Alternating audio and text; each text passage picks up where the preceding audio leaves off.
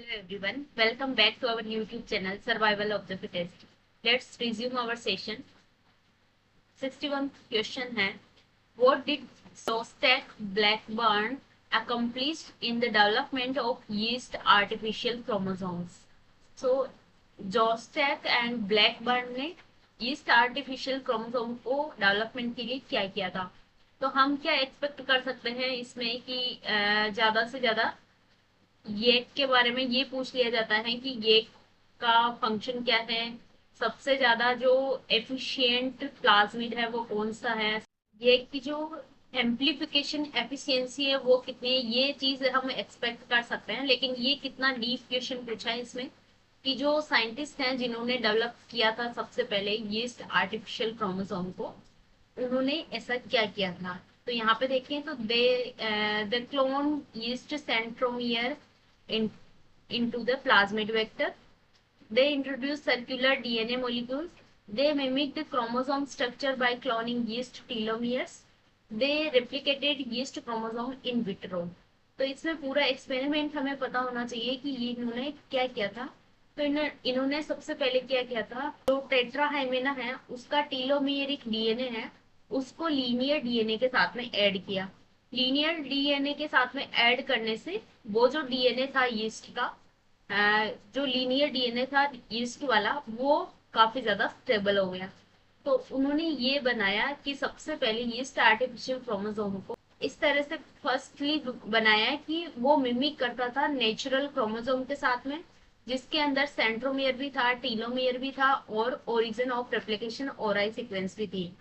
तो ये डिस्कवरी काफी ज्यादा क्रूशियल है for the development of EF, और ये काफी ज्यादा इम्पोर्टेंट टूल बन गया बाद में for the genome mapping and sequencing project.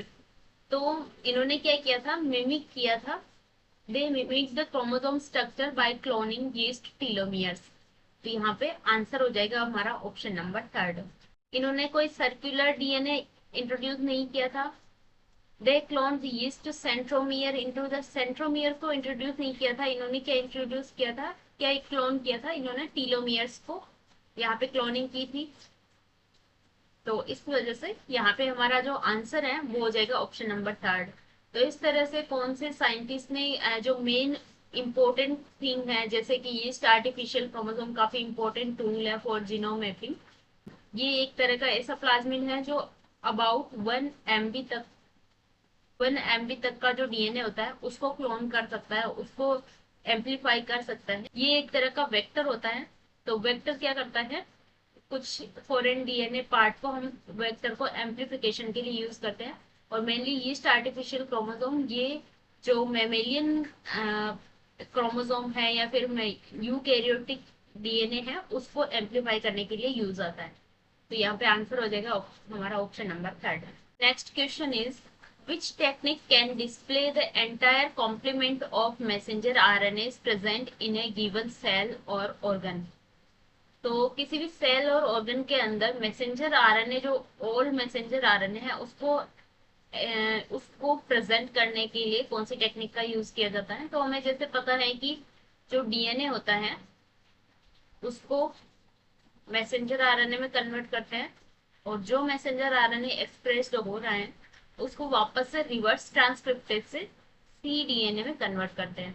और इस तरह से cDNA लाइब्रेरी बनाई जाती है, और वहां पे पूरा जो होल जितने भी एक सेल के अंदर जितने भी क्रोमोसोम है, जितने भी एक्सप्रेस्ड जीन्स है, उनका कॉम्प्लीमेंट्री डीएनए बना के उनको एक चिप में इस तरह से स्टोर करके रखा जाता है उस इंफॉर्मेशन को कि ये इन फ्यूचर यूज कर सकते हैं।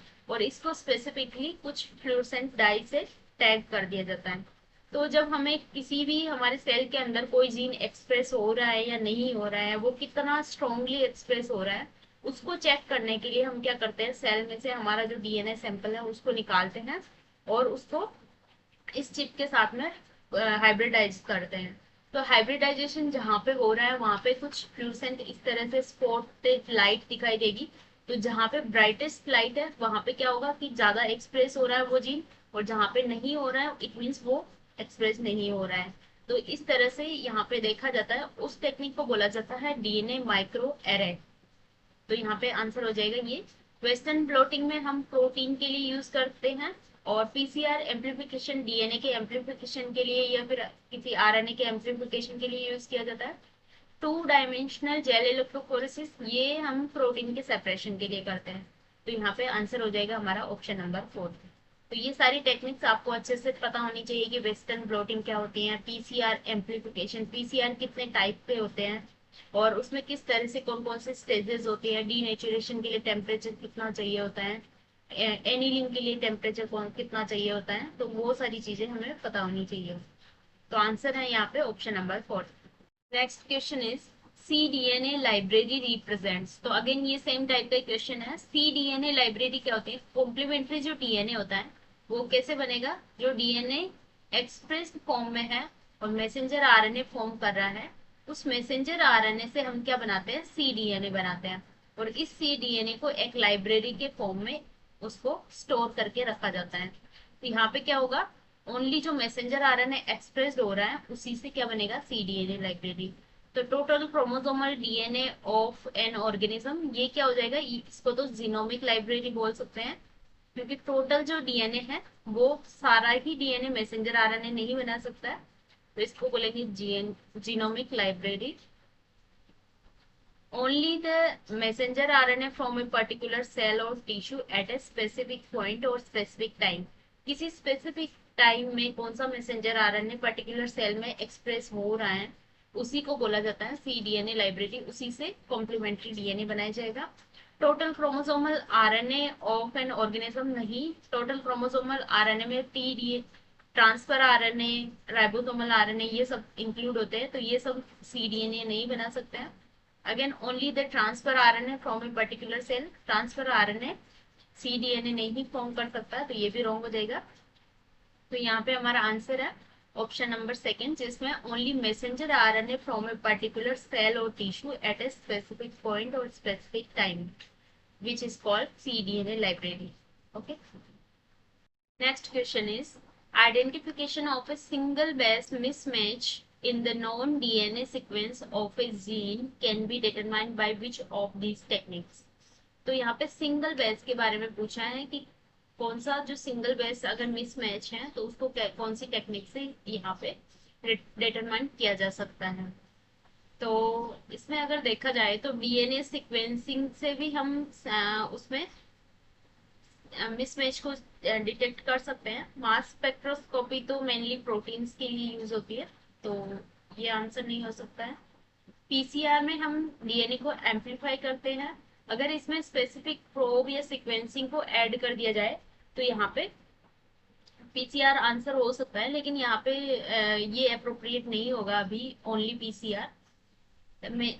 फोर्थ ऑप्शन है sequencing by hybridization, that is micro array. तो अगेन माइक्रो एरे से एक क्वेश्चन है। तो इसमें क्या पूछा है कि single base mismatch is non DNA sequence of A gene can be determined by which technique.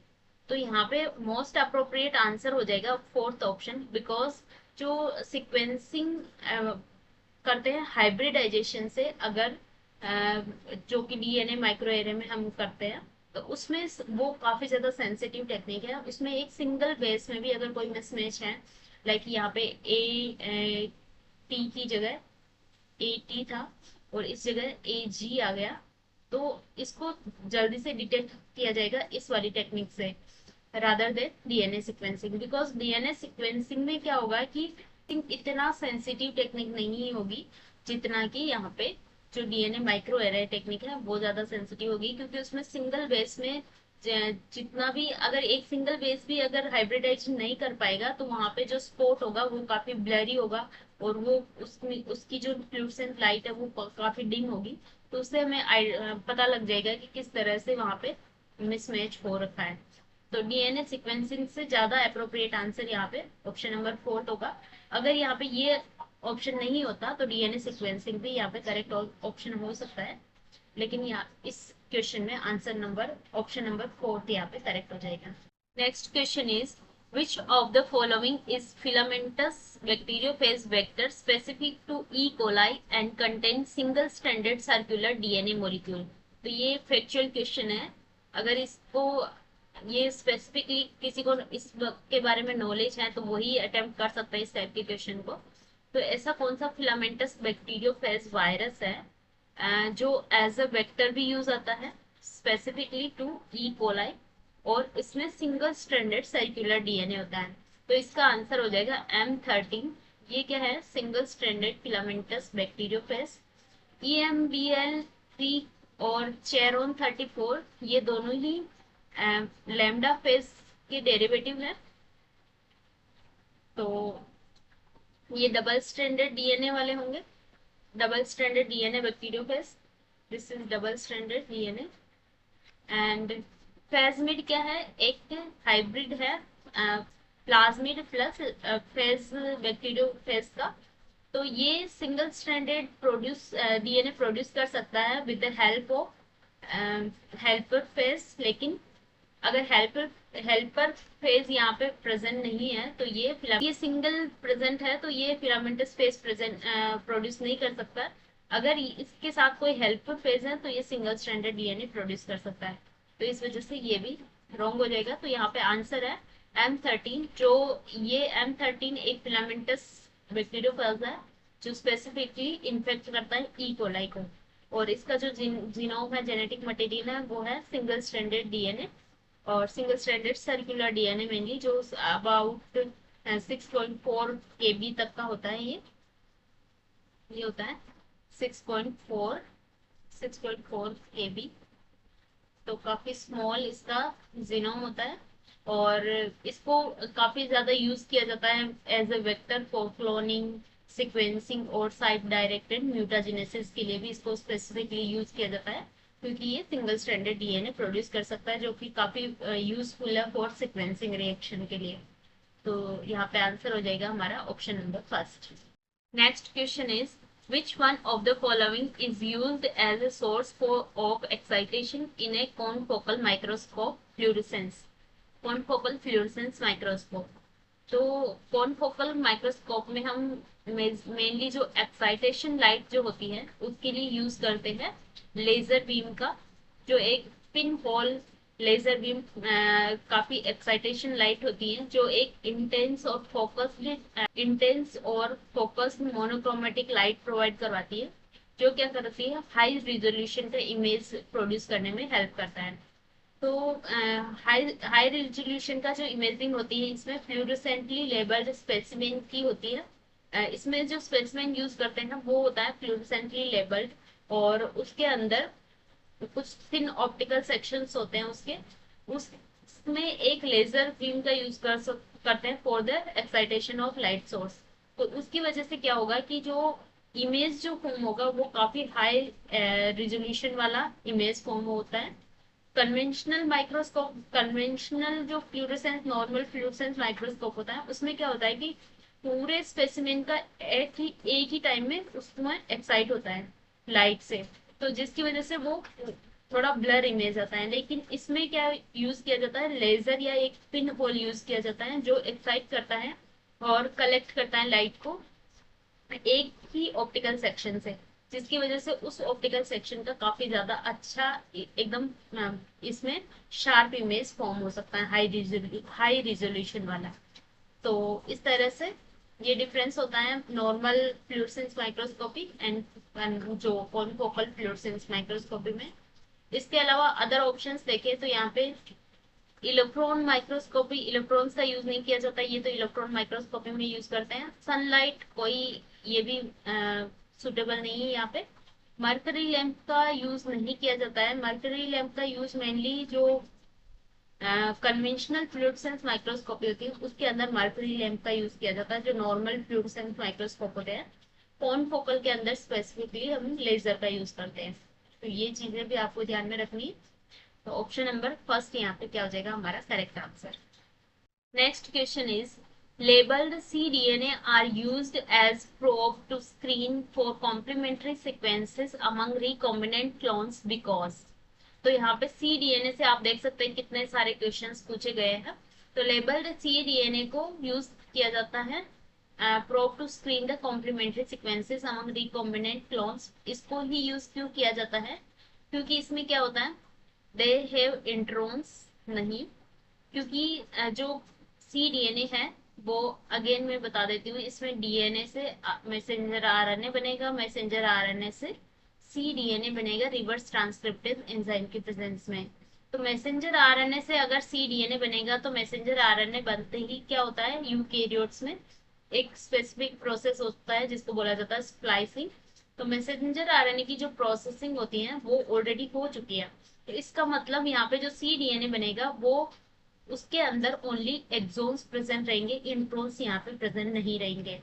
तो इसमें क्या होगा, दे लैक द इंट्रोन्स, ये करेक्ट हो जाएगा क्योंकि इंट्रोन्स यहाँ पे स्प्लाइस्ड आउट हो चुके हैं पहले से ही। लैक एक्सोन नहीं, एक्सोन तो यहाँ पे प्रेजेंट होते हैं। Let cytosine, cytosine, guanosine, adenosine सारे ही बेस पेयर यहाँ पे प्रेजेंट रहेंगे, चारों ही जितने भी मेन है जो, तो ये भी नहीं होगा। तो इसमें आंसर हो जाएगा ऑप्शन नंबर फर्स्ट। ये इजी है, इसको मतलब क्वेश्चन को देख के हमें लग सकता है कि ये टफ है, लेकिन ऑप्शंस में हम एलिमिनेट कर सकते हैं कि किस तरह से, क्योंकि इसमें सी डीएनए के अंदर ना तो इंट्रॉन होते हैं और इसमें एक्सोन तो प्रेजेंट होंगे, क्योंकि जो स्पेसिफिकली डीएनए जो एक्सप्रेस्ड हो रहा है वही सी डीएनए के अंदर प्रेजेंट होता है। तो यहाँ पे आंसर हो जाएगा option number first. Next question is, why is the cuvette made up of quartz used in spectrophotometer. तो ये काफी लॉजिकल और इंटरेस्टिंग क्वेश्चन है।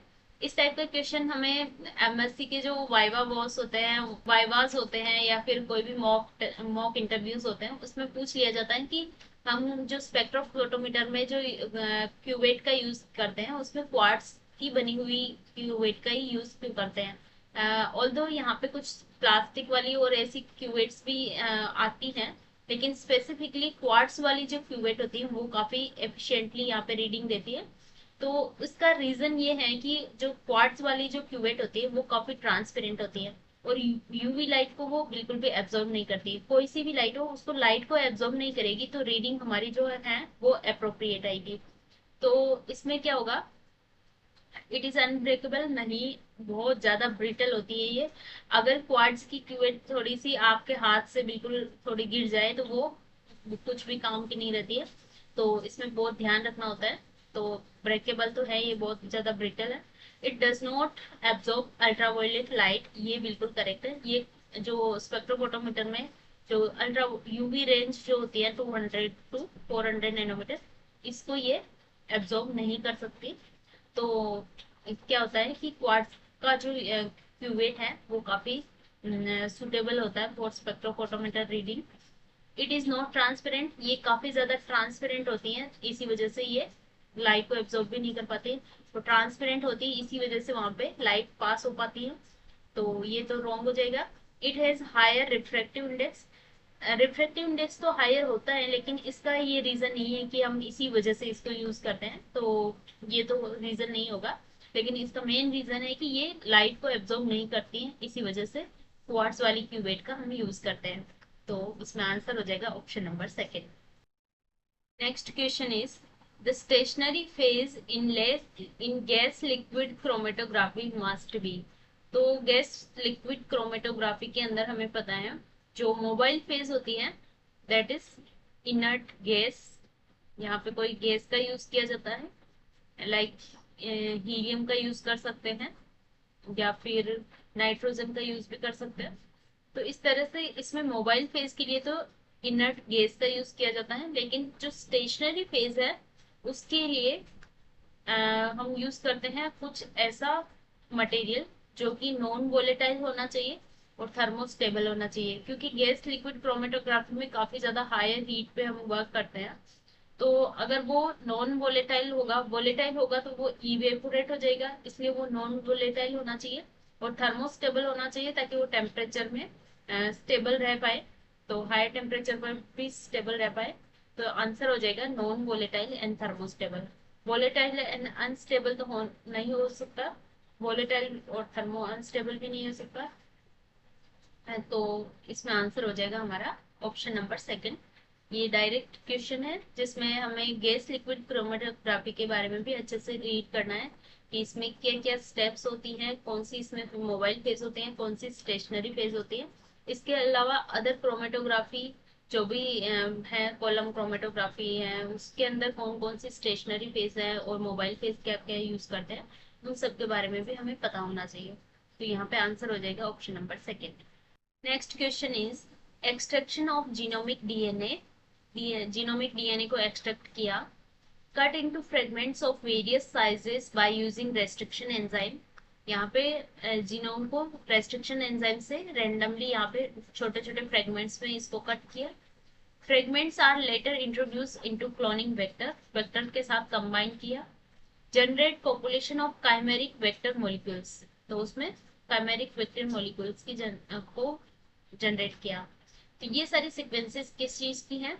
Above sequence is related to which of the following. तो सी डीएनए लाइब्रेरी की preparation की बात करें तो यहाँ पे सबसे पहले डीएनए से मैसेंजर आरएनए बनाते हैं, फिर मैसेंजर आरएनए से सी डीएनए बनाते हैं। तो ये तो यहाँ पे नहीं होना चाहिए। कॉलोनी हाइब्रिडाइजेशन, कॉलोनी हाइब्रिडाइजेशन एक डिफरेंट टेक्निक है। इसके अंदर इसके ये एक स्क्रीनिंग वाली टेक्निक होती है, इसमें कोई लाइब्रेरी का कंस्ट्रक्शन नहीं होता है, तो ये भी रॉन्ग हो जाना चाहिए। Formation of genomic library by shotgun experiment, ये यहाँ पे अप्रोप्रिएट लग रहा है answer. Chromosome walking, chromosome walking एक स्टेप वाइज प्रोसेस होता है जिसमें पर्टिकुलर सीक्वेंस को हम आइडेंटिफाई करते हैं, वहां पे जो कट लगाएंगे वो वहां पे स्पेसिफिक साइट पे कट लगाएंगे, रेंडम फ्रेगमेंटेशन यहाँ पे नहीं होगा। तो इस वजह से क्रोमोसोम वॉकिंग भी यहाँ पे रॉन्ग हो जाएगा। तो जीनोमिक लाइब्रेरी जो फॉर्म होती है हम उसमें शॉटगन टेक्निक एक्सपेरिमेंट का मतलब क्या है कि जैसे कोई भी डीएनए है उसको रेंडमली अगर फ्रेगमेंट किया जाए, रेंडमली अगर उसको कट किया जाए तो उसको बोला जाता है शॉटगन। और ये मेनली यूज किया जाता है ह्यूमन जीनोम प्रोजेक्ट के अंदर या फिर कोई भी जीनोमिक लाइब्रेरी के फॉर्मेशन के लिए। तो इसमें होल डीएनए को एक्सट्रैक्ट करेंगे सेल से, और उसके बाद उसको फ्रेगमेंट करेंगे, उसके छोटे छोटे फ्रेगमेंट्स करेंगे रेस्ट्रिक्शन एंजाइम से रेंडमली, और उसके बाद हम फ्रेगमेंट्स को वेक्टर के साथ कंबाइन करेंगे और इस तरह से काइमेरिक वेक्टर्स फॉर्म करेंगे। तो ये होती है जीनोमिक लाइब्रेरी के प्रिपरेशन। इसमें जो जो रिकॉम्बिनेंट क्लोन्स होते हैं उसका कलेक्शन किया जाता है, और उसमें जो हर एक जो क्लोन होता है उसके अंदर डिफरेंट फ्रेगमेंट होते हैं जीनोम के, तो उनको एक साथ में फिर तो अगर वो उनको एक साथ कर दिया जाए तो वो पूरा एंटायर जीनोम को रिप्रेजेंट करते हैं किसी भी सेल के या ऑर्गेनिज्म के। तो इस तरह से ये एक टेक्निक होती है जिसको बोला जाता है shotgun experiment for formation of the genomic library. तो ये सारे टेक्निक से रिलेटेड कुछ क्वेश्चंस थे, इसके अलावा और भी काफी सारे अच्छे अच्छे क्वेश्चंस हैं इसमें। तो आपको आई होप ये सारी जो इन्फॉर्मेशन है आपके लिए हेल्पफुल रहेगी अपकमिंग एग्जाम्स के लिए। अगर आपको ये वीडियो सीरीज पसंद आ रही है तो वीडियो को लाइक जरूर करें, और अपने कोई फ्रेंड्स, आपके कोई फ्रेंड्स अगर प्रिपरेशन कर रहे हैं तो उनके साथ भी शेयर करें। तो आई होप, और चैनल को जरूर सब्सक्राइब कर लें ताकि आपको अपकमिंग वीडियोस की नोटिफिकेशन मिलती रहे। इसके अलावा मैंने पहले काफी सारे वीडियोस इससे रिलेटेड बना रखे हैं, एमपीपीएससी, एचपीएससी, या फिर इसमें भी जो अभी हम 70 क्वेश्चन पे पहुंचे हैं, तो इससे पहले हमने काफी सारे क्वेश्चंस डिस्कस कर लिए ऑलरेडी। तो वो वीडियोस अगर आपने नहीं देखे तो वो वीडियो भी जरूर देख लें, क्योंकि ये आपके लिए काफी हेल्पफुल रहेंगे, क्योंकि हम ओनली आंसर नहीं देख के उससे रिलेटेड जितनी भी इंफॉर्मेशन है उसके बारे में डिटेल में डिस्कस करते हैं। तो आई होप ये वीडियोस आपको पसंद आ रहे होंगे। अगर वीडियो पसंद आते हैं तो लाइक जरूर करें। तो मिलते हैं नेक्स्ट वीडियो में, till then take care, bye bye.